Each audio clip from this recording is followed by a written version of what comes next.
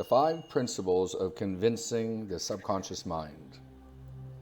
The first and slow, hard way to reach and convince the subconscious mind is repetition. Very few people have the tenacity to stick to this discipline long enough to obtain satisfactory results. Radio and television advertising successfully use repetition to plant ideas in the subconscious mind. Have you ever found yourself trying a new product because of the constant advertising? The second principle of convincing the subconscious mind is identification with a group or parents. If you're a certain ethnic background, you may have a subconscious desire to show off your so-called traits, such as a temper or drinking or such other type of behavior, which is merely an accepted idea because you're a member of that group. Or you may have been told that you're just like your father often enough to have accepted some of the habits as your own. This is subconscious programming by identification. The third principle of convincing the subconscious mind is ideas presented by authority figures and are usually accepted as absolute truths by the subconscious. Someone you deeply admire and trust can often change your subconscious beliefs, although this occurs more often during childhood than in the adult years. Friendly advice from such a person is unlikely to convince your subconscious that you're going to quit smoking. However, for that it takes the advice and esteemed scientists concerning the role of cigarettes in lung cancer and heart disease. Such a combination of authority figure and fear has a greater influence on the subconscious. A good example of an authority figure altering an adult's subconscious belief is in the case of the hospitalized patient hovering between life and death for 2 days. Being well along in years, he had resigned himself to dying and had asked that his relatives be brought in for last goodbyes. A wise doctor who understood mental process told the old man's wife, in a loud voice, enough for the patient to hear, that he had finally gotten hold of a new wonder drug that would have the illness licked by morning. He then gave the old man 2 aspirin tablets.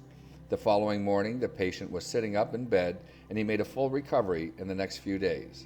A subconscious belief had been changed. The fourth principle of convincing the subconscious mind is an intense emotion, which opens up the corridor to the subconscious because the conscious mind is inhibited by emotion.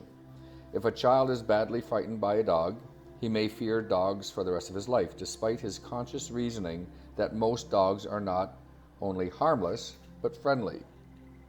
Gil Boyne, a Los Angeles hypnotherapist, tells of an interesting case in which a Mr. Rowe, not his real name, was referred to him by a doctor because marital difficulties were affecting his health. During therapy sessions, Mr. Rowe complained that his wife could not be convinced he loved her, no matter what he said or did. After some questioning under hypnosis, he recalled that during an argument on their honeymoon 18 years before, he had foolishly told her he was sorry he ever married her. Because she was in the heat of anger at the time, her subconscious mind accepted the idea as true. Thereafter, although her reasoning conscious mind could understand that his every word and act proved her husband did indeed love her, she still retained the subconscious conviction that he did not. Now hear the surprise treatment.